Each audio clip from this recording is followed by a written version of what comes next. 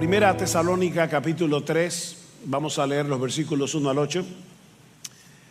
Recuerden el contexto. Pablo tuvo que salir de Tesalónica apresuradamente junto con el equipo misionero, no habían podido volver.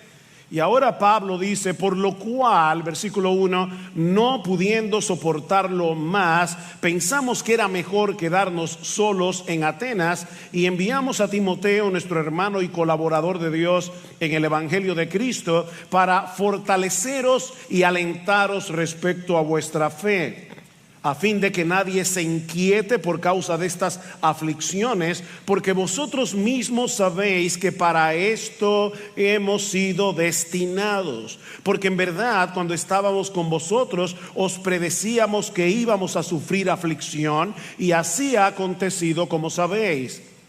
Por eso también yo, cuando ya no pude soportar más, envié para informarme de vuestra fe, por temor a que el tentador os hubiera tentado y que nuestro trabajo resultara en vano. Pero ahora Timoteo ha regresado de vosotros a nosotros y nos ha traído buenas noticias de vuestra fe y amor, y de que siempre tenéis buen recuerdo de nosotros, añorando vernos como también nosotros a vosotros. Por eso, hermanos, en toda nuestra necesidad y aflicción fuimos consolados respecto a vosotros por medio de vuestra fe, porque ahora sí que vivimos si vosotros estáis firmes en el Señor.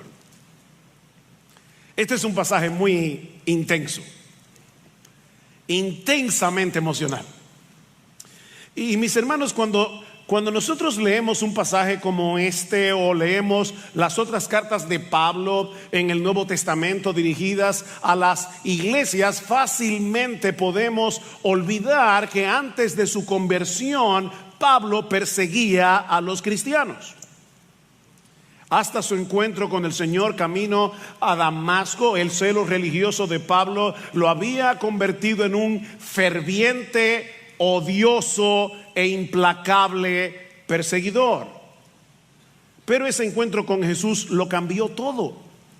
El fanatismo de Pablo se transformó en un profundo amor hacia Cristo y hacia los cristianos, como vemos en este pasaje que vamos a estar considerando en la mañana de hoy. En toda esta sección, como ya he dicho, Pablo ha estado defendiendo su ministerio contra las acusaciones de los adversarios del Evangelio. Debido a la persecución que se levantó contra ellos, Pablo y su equipo tuvieron que salir apresuradamente de Tesalónica, dejando atrás una iglesia recién fundada en medio de mucha oposición.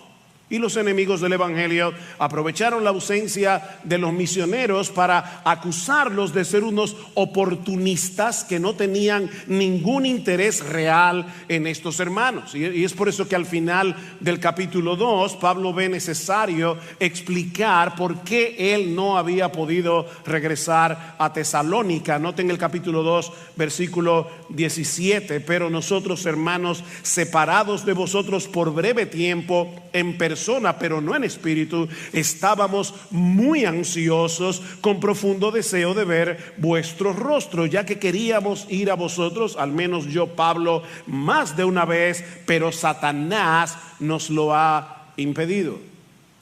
Pablo amaba a estos hermanos entrañablemente, él estaba genuinamente preocupado por ellos. Y de ahí la decisión de enviarles a Timoteo para animar a estos hermanos y para saber de su condición.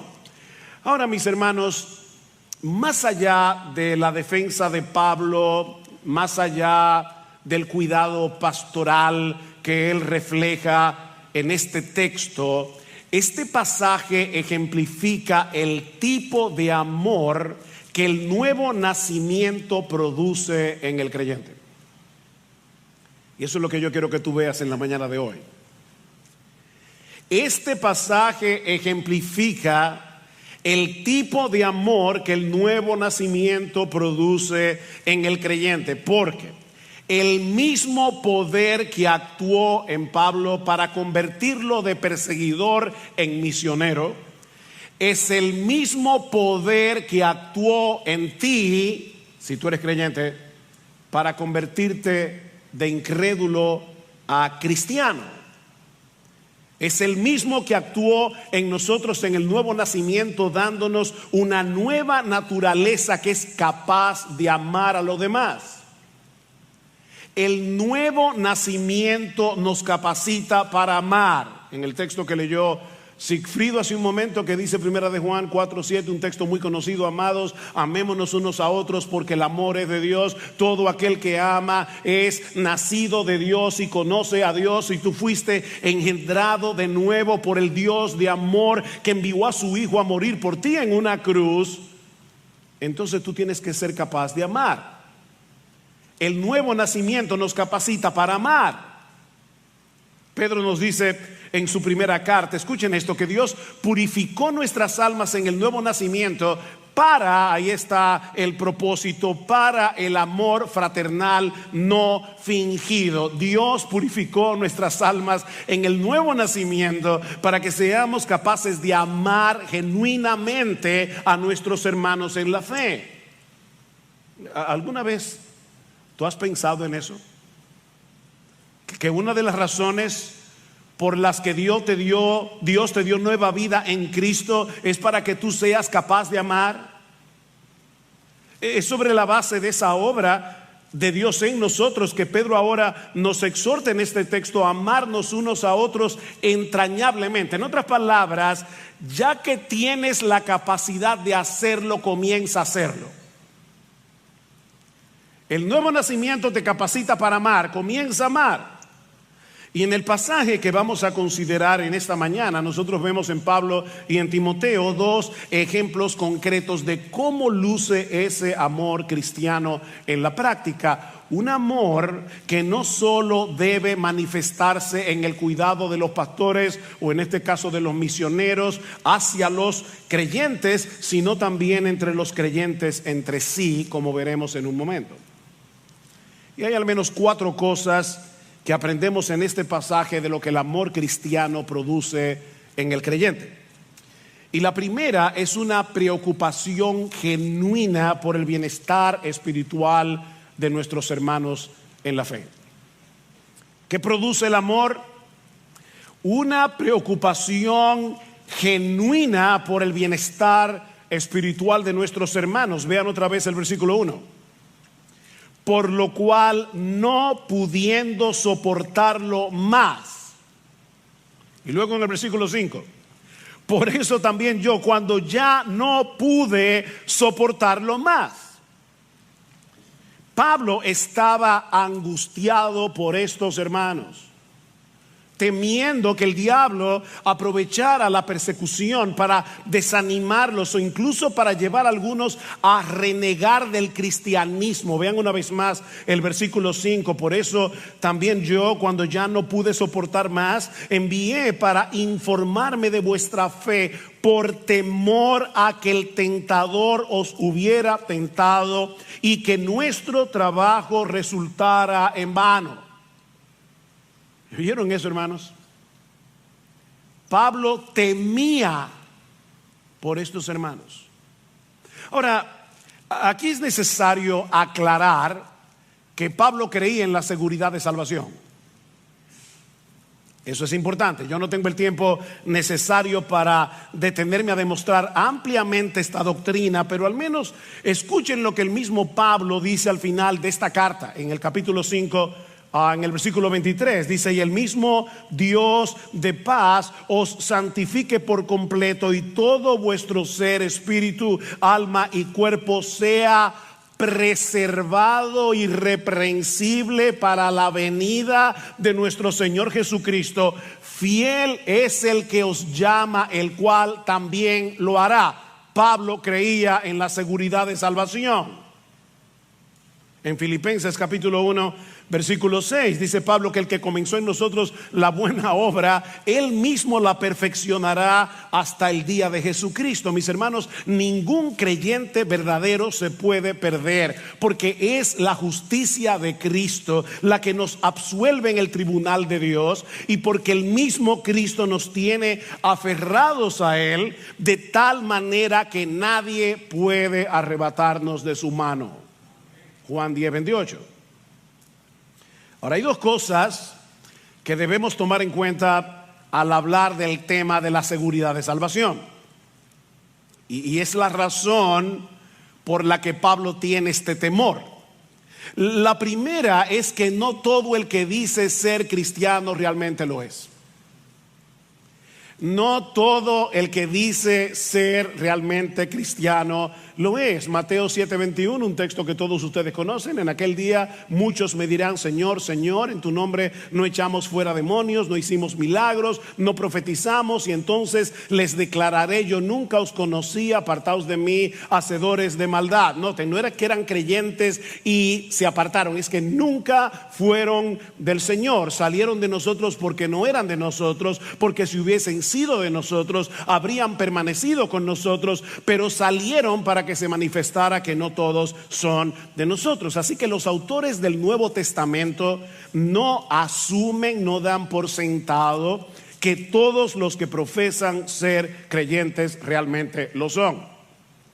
Y es por eso que les advierten en sus cartas una y otra vez a tener cuidado con la apostasía. ¿Qué es la apostasía? Apartarte de la fe, negar al Señor en el que ahora tú dices creer. Mis hermanos, cuando una persona que profesa ser cristiana está tomando el pecado con ligereza, se está enredando en actividades claramente mundanas, se está ausentando regularmente del culto público, se está aislando de sus hermanos en la fe, está dando señales inquietantes de estar alejándose del Señor y pudiera estar revelando que su fe es una fe falsa. Eso es serio. Así que es Dios el que nos preserva hasta el fin, como dice Pablo en 1 Tesalónica: fiel es el que os llama, el cual también lo hará. Es Dios el que nos preserva hasta el fin. Pero la única forma de saber que Dios nos está preservando es si nosotros estamos perseverando. ¿Oíste eso? Mis hermanos, ¿quién es que da la fe? Es Dios que da la fe. No voy a citar la enorme cantidad de textos bíblicos que enseñan que es Dios que da la fe. Pero ¿quién es el que cree? Tú y yo. ¿Cómo yo sé que Dios te dio la fe? Porque has creído. ¿Cómo yo sé que Dios te dio el arrepentimiento? Porque te arrepentiste. ¿Cómo yo sé que Dios te está preservando? Porque estás perseverando. La preservación de Dios nos lleva a perseverar, de manera que la salvación es segura, absolutamente segura, completamente segura para el que la tiene. Por otra parte, la Biblia también nos enseña que Dios usa medios para preservar a los suyos, y uno de ellos es el cuidado mutuo de los creyentes. Es por eso que el autor de la carta a los Hebreos, una carta que trata ampliamente el tema de la apostasía, el autor exhorta a los miembros a que se cuiden entre sí. Mirad, hermanos, que no haya ninguno de vosotros corazón malo de incredulidad. Presten atención, hermanos, a los miembros de la iglesia, para que no haya entre ustedes ninguno que se aparte del Dios vivo. Antes, exhortaos los unos a los otros cada día, entre tanto que se dice hoy, es decir, cuando todavía hay esperanza, para que ninguno de vosotros se endurezca por el engaño del pecado. Dios usa esas exhortaciones a tiempo para proteger a los suyos de caer. Y por favor noten que los pastores no son los únicos que tienen la responsabilidad de velar por los demás. Mirad, hermanos. Allí no dice pastores.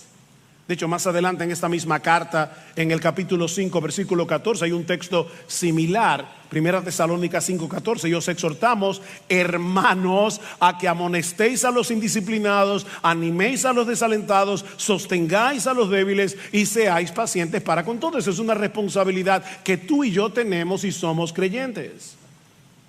Así que, mis hermanos, Dios cuida a su pueblo por medio de su pueblo. Déjame hacerte una pregunta. Tú entiendes que es tu responsabilidad cuidar a tus hermanos en la fe.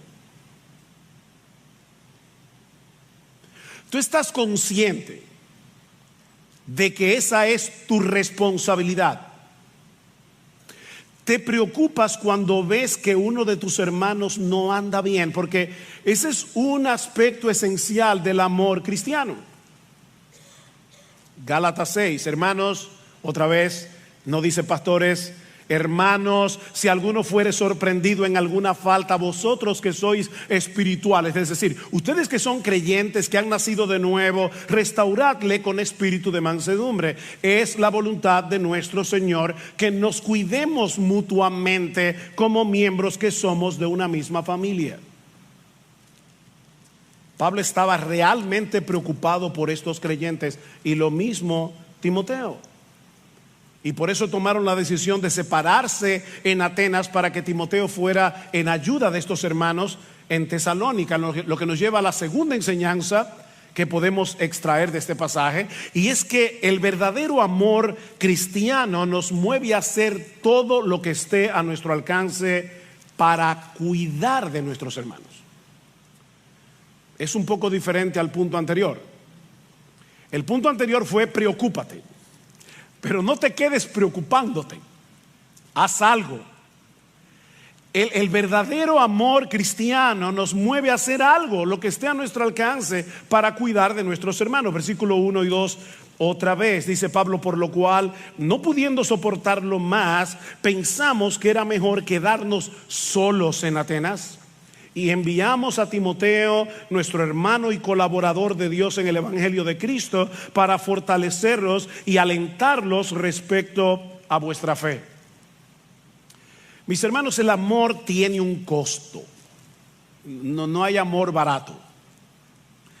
El amor tuvo un costo para Dios. De tal manera amó Dios al mundo, Juan 3:16, que dio a su Hijo unigénito para que todo aquel que en Él cree no se pierda, mas tenga vida eterna. Dios amó, Dios dio, y dio lo mejor que tenía, a su propio Hijo. Y algo interesante, curioso, un recurso mnemotécnico, es que Juan 3:16 nos habla del amor de Dios, y primera de Juan 3:16 nos habla del amor que nosotros deberíamos tener mutuamente por causa del amor de Dios. Juan 3:16, de tal manera amó Dios al mundo que dio a su Hijo unigénito. Primera de Juan 3:16, en esto hemos conocido el amor, en que Él puso su vida por nosotros. También nosotros debemos poner nuestras vidas por los hermanos. ¿Ven el punto? Somos los hijos amados de Dios, que ahora debemos andar en amor. Y no debemos amar de palabras y de lengua, como dice Juan 2 versículos más abajo, sino de hecho y en verdad. Bueno, en el caso de Pablo, el costo fue quedarse solo en Atenas para que Timoteo fuera en ayuda de estos hermanos en Tesalónica. Ahora, puede ser que para algunos este desprendimiento no le parezca la gran cosa. Después de todo, ¿verdad? Pablo era lo suficientemente mayorcito como para quedarse solo en Atenas. Pero no debemos olvidar que Pablo era un hombre sumamente relacional, acostumbrado a trabajar en equipo y con una serie de debilidades físicas que hacían más difícil hacer la obra sin ningún tipo de ayuda. Y el ministerio de Pablo en Atenas había sido todo un reto para él. Así que a Pablo le costó desprenderse de Timoteo. De hecho, la palabra que se usa en el versículo 1, decidimos quedarnos solos, da la idea de alguien que se ha quedado desamparado. De hecho, en el Nuevo Testamento se usa para hablar de una mujer que se ha quedado viuda. Mis hermanos, la decisión de desprenderse de un hombre como Timoteo no había sido para Pablo nada fácil. Noten lo que Pablo dice de él en el versículo 2: nuestro hermano y colaborador de Dios en el Evangelio de Cristo. Timoteo era ese tipo de hombre que todo pastor, todo misionero quisiera tener a su lado para hacer la obra del ministerio. pero el bienestar espiritual de estos hermanos era más importante que su comodidad. De hecho, para el mismo Timoteo había sido una decisión difícil. Timoteo era un hombre joven, enfermizo, tímido, y esta era la primera vez que Timoteo debía ir solo a una misión, sin tener la menor idea de lo que se iba a encontrar en Tesalónica. Así que la decisión no fue fácil ni para Pablo ni para Timoteo. ¿Y cuál era la misión? Fortalecer y alentar a estos hermanos y traerle un reporte a Pablo de la condición en que se encontraban. Noten el versículo 2: enviamos a Timoteo, nuestro hermano y colaborador de Dios en el evangelio de Cristo, para fortaleceros y alentaros respecto a vuestra fe. Esta palabra fortalecer es una palabra que todos los ingenieros conocen. Significa literalmente afianzar. Se usa 3 veces en el capítulo, en el versículo 2, en el versículo 8 y en el versículo 13. Significa literalmente colocar un contrafuerte. Ingenieros, ¿para qué se colocan los contrafuertes en las edificaciones? Para que las paredes no se muevan por el viento o cuando hay movimientos de tierra. Bueno, fue precisamente para eso que Timoteo fue enviado a Tesalónica. Él debía ayudar a estos hermanos a resistir contra toda presión que pudiera minar su fe. Ahora, de nuevo, mis hermanos, vemos aquí la misteriosa interacción entre la obra de Dios y la nuestra. Déjenme hacerles una pregunta. En última instancia, ¿quién es el que fortalece la fe de los creyentes? Es Dios. Vean, de hecho, los versículos 12 y 13 del capítulo 3. Pablo pide que el Señor os haga crecer y abundar en amor unos para con otros y para con todos, como también nosotros lo hacemos para con vosotros, a fin de que Él afirme, ahí está la palabra, afirme vuestros corazones irreprensibles en santidad delante de nuestro Dios y Padre. Es Dios el que fortalece nuestra fe. Me encanta cómo lo dice Pedro al final de la carta, de su primera carta. Dice: después que hayáis sufrido un poco de tiempo, el Dios de toda gracia, que os llamó a su gloria eterna en Cristo, Él mismo os perfeccionará, afirmará, fortalecerá. Aquí está la palabra de Tesalónica. Y Él mismo os establecerá. ¿Quién es el que va a hacer todo eso por nosotros? El Dios de toda gracia, que nos llamó a su gloria eterna en Cristo. Pero otra vez, hermanos, Él lo va a hacer a través de ti y de mí. Óyeme, yo quiero convencerte en esta mañana de que este no es un pasaje meramente biográfico. Yo quiero convencerte en esta mañana que si todo lo que hacemos al final es salir admirando a Pablo por lo mucho que amaba a estos creyentes, no aprendimos nada. Es Dios el que fortalece la fe de los creyentes, y Dios usa hombres jóvenes, tímidos, enfermizos, como Timoteo, o como tú, o como tú, o como tú, para hacer eso en la vida de los hermanos. Dios nos usa a nosotros para que nos fortalezcamos mutuamente y para que nos consolemos mutuamente, como dice el versículo 2. Dice: lo envié a ustedes para que los fortalezca y los aliente, es decir, para que los consuele, para que los anime. Y la idea es la de colocarse al lado de ellos para evitar que fueran sacudidos en medio de tanta presión. Dice: a fin de que nadie se inquiete, a fin de que nadie se perturbe en medio de la persecución. Ahora, ¿cómo debía hacer eso Timoteo? ¿Cómo debes hacerlo tú? Recordándoles que el sufrimiento por causa de Cristo no es una opción para el creyente, ni es algo fuera de lo normal. Timoteo debía fortalecer la fe de estos hermanos, animar a estos hermanos, consolar a estos hermanos, recordándoles que el sufrimiento no es una opción para el cristiano. El sufrimiento no es algo fuera de lo normal. Pablo quiere que Timoteo le recuerde a los tesalonicenses dos cosas: que la aflicción por la que estaban atravesando no era un accidente y que Pablo se los había advertido. Vean el versículo 3. A fin de que nadie se inquiete por causa de estas aflicciones, porque vosotros mismos sabéis que para esto hemos sido destinados. Y luego sigue diciendo: porque en verdad cuando estábamos con vosotros os predecíamos que íbamos a sufrir aflicción, y así ha acontecido como sabéis. Mis hermanos, los cristianos estamos destinados a sufrir por causa de nuestra fe. El sufrimiento es inevitable cuando nos identificamos con un Salvador que es aborrecido por el mundo y que es descrito en la Escritura como un varón de dolores, experimentado en quebrantos. Si el mundo os aborrece, dice Jesús, sabed que a mí me ha aborrecido antes que a vosotros. Si fuerais del mundo, el mundo amaría lo suyo, pero porque no sois del mundo, antes yo os elegí del mundo, por eso el mundo os aborrece. El siervo nunca será mayor que su Señor, dice Cristo. Si a mí me han perseguido, también a vosotros os perseguirán. El sufrimiento es inevitable para los seguidores de Jesús.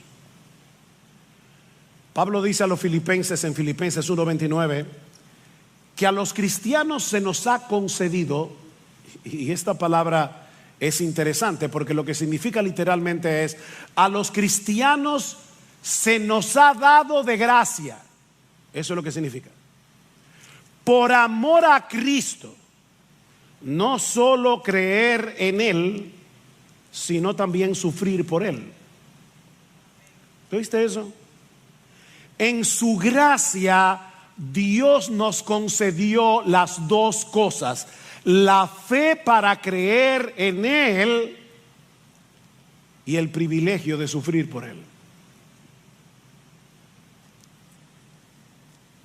Pedro, en su primera carta, primera de Pedro 2:21, dice: para esto fuisteis llamados.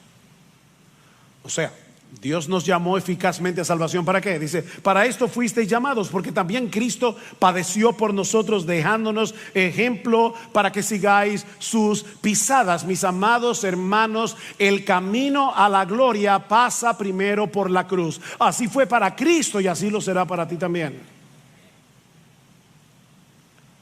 Pedro dice a estos creyentes más adelante: miren, no se sorprendan del fuego de prueba que os ha sobrevenido, como si alguna cosa extraña estuviera aconteciendo. Gozaos por cuanto sois participantes de los padecimientos de Cristo, para que también en la revelación de su gloria os gocéis con gran alegría. Mis hermanos, el sufrimiento por causa de Cristo es un sello de pertenencia. Es una confirmación de que realmente le pertenecemos a Él. ¿Y quieren oír algo más sorprendente? El sufrimiento es un instrumento en las manos de Dios para hacernos mucho bien. Mucho bien. Muchos de ustedes conocen la historia de Joni Eareckson. Joni sufrió una fractura cervical en el año 1967. Tenía 18 años de edad, la dejó tetrapléjica. Hasta el día de hoy, 56 años después.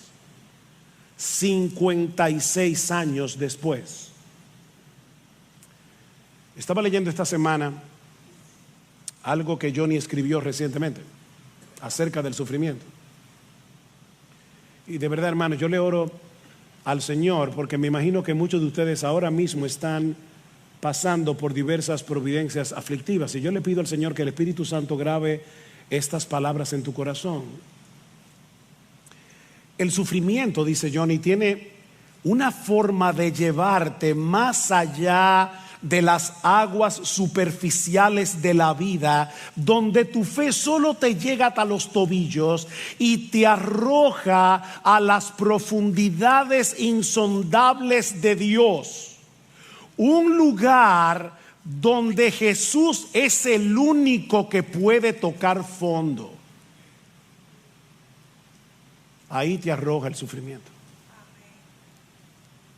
Y más adelante dice ella en este mismo artículo: tu llamado a sufrir proviene de un Dios tierno, más allá de toda descripción. No malinterpretes los caminos de tu amoroso Señor. Tu dolor, y esta frase me caló profundamente el alma, tu dolor es un lugar de encuentro privado con Dios, un espacio difícil pero personal, donde conocerás sin lugar a dudas el amor más asombroso de Cristo por ti. Es un espacio muy particular de comunión con Dios que no se puede tener si no es en medio de la aflicción.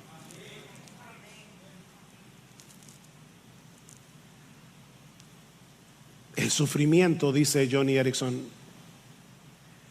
une mi propio vacío con la plenitud de Dios. ¿Tú oyes eso? El sufrimiento une mi propio vacío con la plenitud de Dios, y yo no puedo imaginar una mejor bendición. Dios usa el sufrimiento para hacernos mucho bien. Fuimos destinados a sufrir. Es por medio del sufrimiento que somos transformados a la imagen del varón de dolores. Es por medio del sufrimiento que somos transformados a la imagen de Jesús. Es por medio del sufrimiento que aprendemos a identificarnos con la aflicción de otros. Es por medio del sufrimiento que reconocemos nuestra profunda necesidad de Dios. Y no sé cuántas cosas más. Nunca vamos a entender de este lado de la eternidad todas las razones por las que Dios decreta el sufrimiento para sus hijos, pero sí sabemos, mis hermanos, aunque no lo entendamos, y esta es una lección difícil de aprender, y se lo digo por experiencia propia. Sí sabemos que todas y cada una de esas aflicciones van a obrar para nuestro bien. Romanos 8:28. Y eso era lo que Pablo quería que Timoteo les recordara a estos hermanos. O sea, yo quiero que ustedes vean la escena, hermanos. Pablo está en Atenas, está preocupado, sabe que estos hermanos están en persecución. Dice: Timoteo, ve a estos hermanos, yo prefiero quedarme solo. Recuérdales que nosotros estamos destinados a sufrir. Fortalece la fe de estos hermanos para evitar que el tentador los tiente en medio de la aflicción. Y mis hermanos, eso es lo que tú y yo necesitamos recordarnos continuamente si queremos protegernos de los ataques del maligno cuando estamos en medio del dolor. Tú y yo necesitamos esa lección.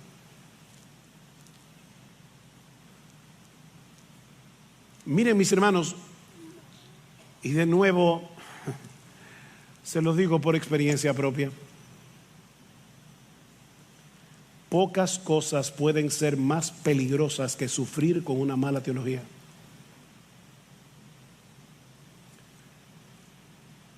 O olvidando la teología que ya conoces. Porque se puede tener una mala teología y sufrir mal, y se puede tener una buena teología y olvidarla en medio del dolor. El sufrimiento es peligroso, hermanos, cuando se tiene una mala teología Es por eso que los pastores tenemos la responsabilidad de enseñar una correcta teología del sufrimiento. Si queremos pastorear apropiadamente a las ovejas que Cristo compró con su sangre, Pablo les dice en el versículo 4: en verdad, cuando estábamos con vosotros, os predecíamos que íbamos a sufrir aflicción. Íbamos todos. Pablo no está exento. El siervo de Dios, el apóstol de Dios, el misionero de Dios, íbamos a sufrir aflicción. Alguien decía que eso era parte del catecismo para nuevos creyentes en el siglo I. Tan pronto una persona se convertía, le mostraban el precio que iba a tener que pagar por ser un seguidor de Jesús. Dice en Hechos 14:21 que en el segundo viaje misionero, Pablo y Bernabé volvieron a Listra, a Iconio y Antioquía. Ellos habían fundado iglesias anteriormente. En el primer viaje, dice, confirmando los ánimos de los discípulos, exhortándoles a que permaneciesen en la fe. Noten la similitud con el pasaje de Tesalónica. Exhortándoles a que permaneciesen en la fe y diciéndoles: es necesario que a través de muchas tribulaciones entremos en el reino de Dios. Es necesario, esto no es opcional. Los cristianos necesitamos tener una buena teología del sufrimiento. Necesitamos aprender a sufrir bien y ayudar a otros a sufrir bien.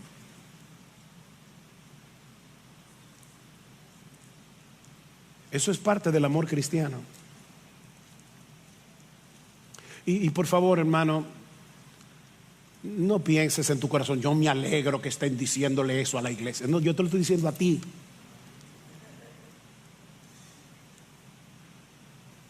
No pienses en el otro. Eres tú el que tiene esa responsabilidad.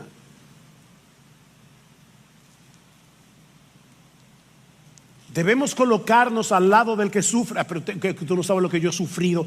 Pablo estaba sufriendo cuando envió a Timoteo. El sufrimiento no nos exime de amar. El sufrimiento no nos exime de ponernos al lado del que sufre y ayudarlo a sufrir bien.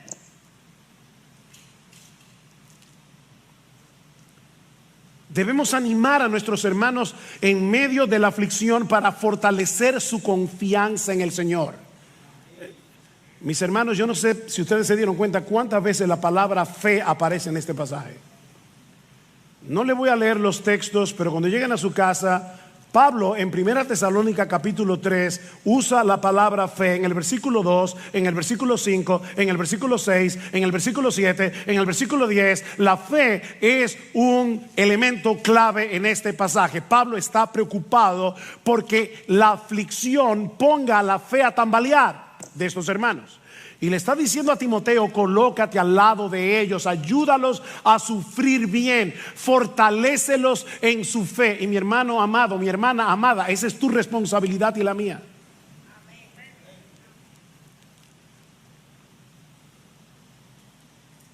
Esa era la misión de Timoteo: instruir a estos hermanos, consolar a estos creyentes para que se mantengan firmes en su fe y para que se mantengan firmes en su amor. Vean el versículo 1 Tesalonicenses 4:18.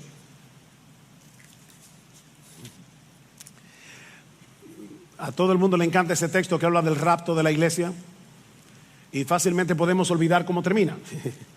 Vamos a llegar ahí, no se preocupen, y vamos a hablar de qué significa ese texto. Pero Pablo dice: por lo tanto, confortaos unos a otros con estas palabras. Ustedes están siendo perseguidos, están siendo presionados. No dejen de confortarse mutuamente. Capítulo 5, versículo 11. Por lo tanto, alentaos los unos a los otros y edificaos el uno al otro, tal como lo estáis haciendo. De hecho, una de las razones por la que nosotros venimos a la iglesia cada domingo, ¿saben para qué es? Es para poder ser mejor equipados con la predicación de la palabra, para ayudar al crecimiento del cuerpo.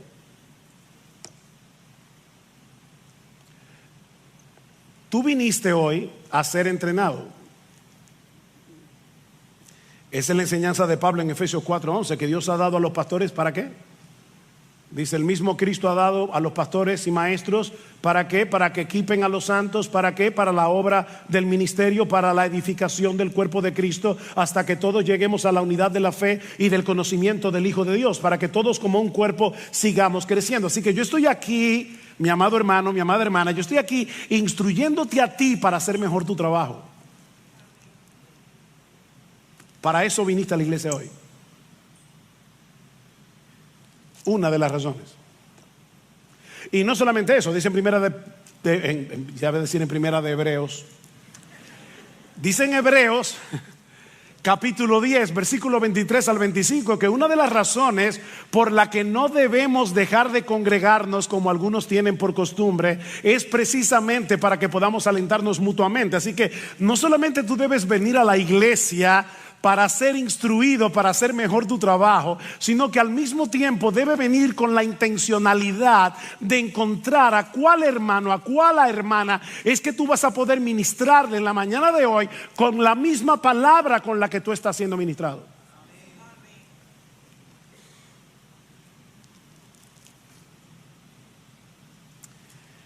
Pero hay un aspecto adicional que aprendemos de nuestro pasaje, más brevemente, acerca del verdadero amor cristiano en acción. Y es que se goza profundamente en el bienestar espiritual de sus hermanos en la fe. Se goza profundamente. Cuando Timoteo regresó de su misión, Pablo ahora se encuentra en Corinto. Se había movido de Atenas a Corinto. Y en Corinto le estaba yendo bastante mal. Así que Pablo también le estaba sufriendo. Estaba sufriendo en Atenas, ahora está sufriendo en Corinto. Pero el reporte de Pablo reavivó a Pablo, de Timoteo, perdón, reavivó a Pablo. Versículo 6. Pero ahora Timoteo ha regresado de vosotros a nosotros y nos ha traído buenas noticias. ¿Saben cuál es la palabra que se usa allí? Es la palabra evangelizar.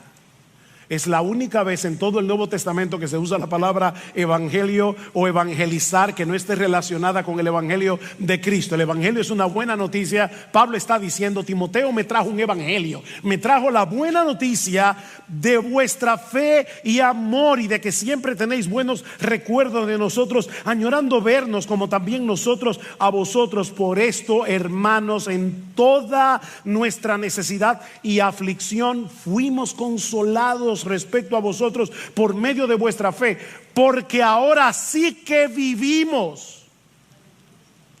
¿Ustedes oyeron eso? Ahora sí que vivimos si ustedes estáis firmes en el Señor.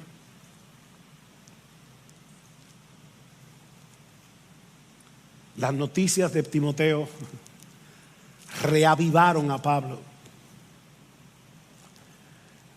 Pablo, a pesar de todo el sufrimiento, a pesar de toda la presión que están sufriendo nuestros hermanos en Tesalónica, ellos continúan firmes. Y no sé si notaron, pero dice firmes en su fe y en su amor. ¿Lo vieron en el versículo 6? Decía Calvino que estas dos palabras, fe y amor, resumen la totalidad de la piedad. ¿Cómo sabemos que una persona es piadosa? Porque tiene fe y tiene amor. En medio de la persecución, estos creyentes recién convertidos, no lo olviden, mantenían viva su fe en Cristo y el amor uno con otros. Fe y amor. Por eso les decía hace un rato, el sufrimiento no es una excusa, ni para dejar de confiar en Dios, ni para dejar de amar a otros. El sufrimiento no es una excusa, no es una excusa. La fe y el amor se fortalecen mutuamente en medio del dolor. La fe nos mueve al amor, el amor fortalece nuestra fe. De hecho, noten otra vez el capítulo 3, versículo 12, dice que el Señor os haga crecer y abundar en amor, unos para con otros y para con todos, como también nosotros lo hacemos para con vosotros. ¿Ven cómo Pablo se está presentando aquí como un modelo, como un ejemplo? Que el Señor os haga crecer y abundar en amor. Sí, yo sé que están sufriendo. Sí, yo sé que están en aflicción. Sí, yo sé que están siendo presionados por sus familiares. Sí, yo sé que están sufriendo un montón de aflicciones. Pero por favor, no se dejen de amar. Capítulo 4, versículo 9. Mas en cuanto al amor fraternal, no tenéis necesidad de que nadie os escriba, porque vosotros mismos habéis sido enseñados por Dios a amarnos unos a otros, porque en verdad lo practicáis con todos los hermanos que están en toda Macedonia. Pero os instamos, hermanos, a que abundéis en ello más y más. Yo sé que ustedes se aman. Yo sé que ustedes están practicando el amor genuino unos para con otros. Pero ¿saben, mis hermanos, cuál es la medida de ese amor? La medida de ese amor es Jesús. Así que nadie piense aquí, el problema mío es que yo amo demasiado. De verdad. No, aquí nadie ama demasiado. Aquí nadie ama demasiado, comenzando por este que está aquí. Nosotros somos demasiado individualistas. Vivimos en nuestro pequeño reino y estamos con nuestras propias preocupaciones, que no tenemos espacio para preocuparnos por otros.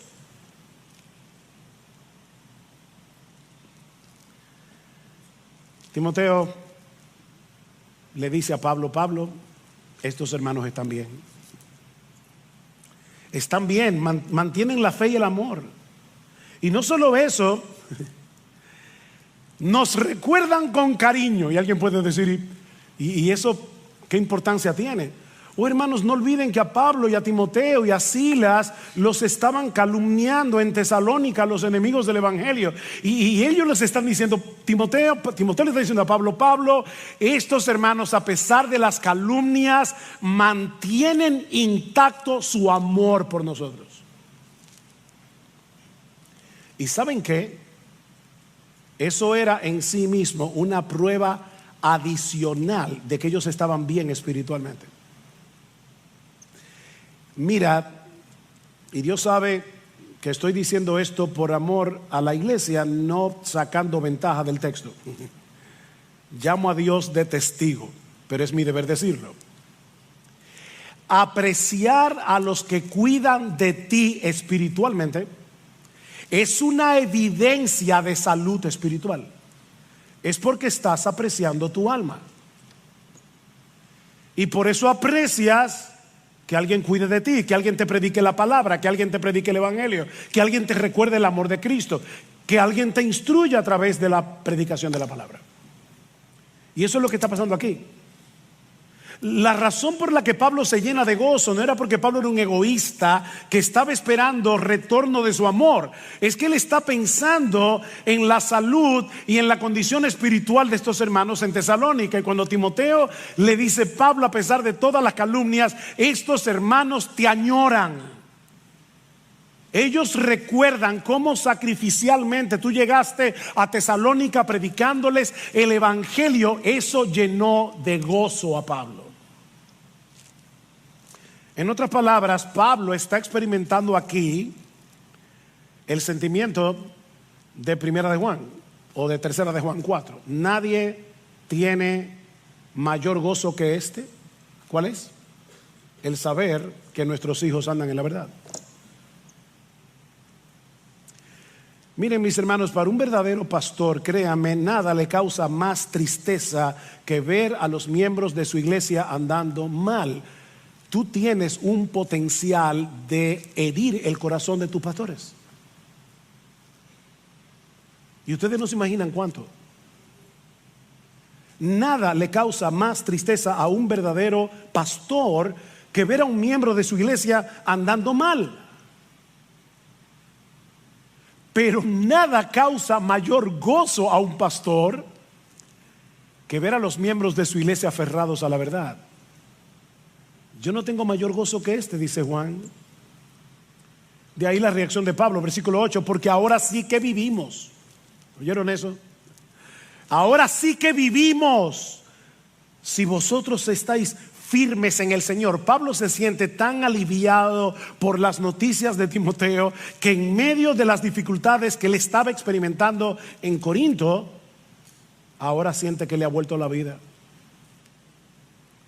Pablo ha vuelto a respirar. ¡Wow! ¡Qué bueno! El hombre que antes perseguía a los seguidores de Cristo, ahora no tiene un gozo mayor que verlos siguiendo a Cristo. Aún en medio del dolor, aún en medio de la aflicción. ¿Y sabe lo que produjo eso en Pablo? El nuevo nacimiento, la regeneración. La misma regeneración que te regeneró a ti. Mi hermano, el mismo poder que convirtió a Pablo de perseguidor a misionero es el mismo que obró en ti para convertirte de incrédulo en creyente, de modo que tú seas capaz de amar a otros como Cristo te ama a ti. Dios nos ha colocado en un cuerpo, hermanos, para que pongamos ese amor en acción, para que nos animemos mutuamente a seguir corriendo la carrera con los ojos puestos en Jesús, sobre todo cuando estamos en medio de providencias aflictivas. Mi hermano, pídele al Señor que te enseñe a sufrir bien, porque vas a sufrir. Créeme, vas a sufrir. Pídele al Señor que te enseñe a sufrir bien y que te use para animar y consolar a otros en medio del sufrimiento, de modo que ellos también junto contigo se mantengan firmes en la fe. Pídele que te dé la gracia de llorar con los que lloran y de gozarte sinceramente con el progreso espiritual de tus hermanos en la fe.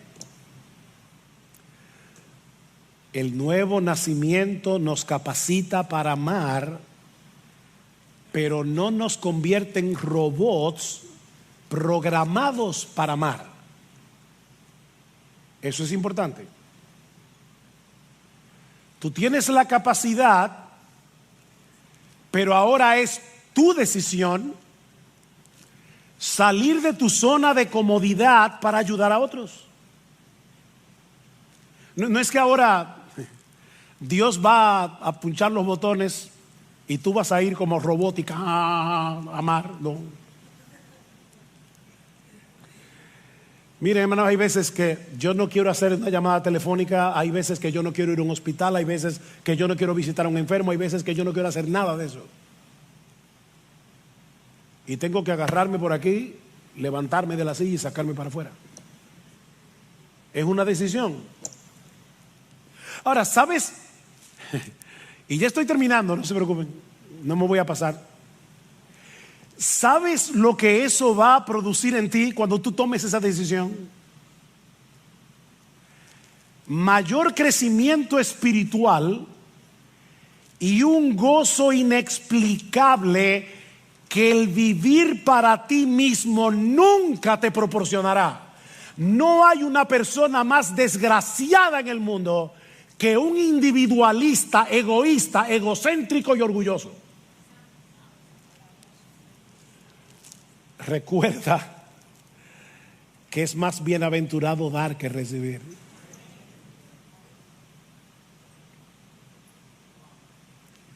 ¿Tú quieres encontrar un desgraciado? Busca un egoísta y lo encontrarás cara a cara. Es más bienaventurado dar que recibir. La buena noticia, y esta sí que es una buena noticia, es que el nuevo nacimiento incluye también la morada del Espíritu en nosotros. ¿Qué debemos hacer ahora? Bueno,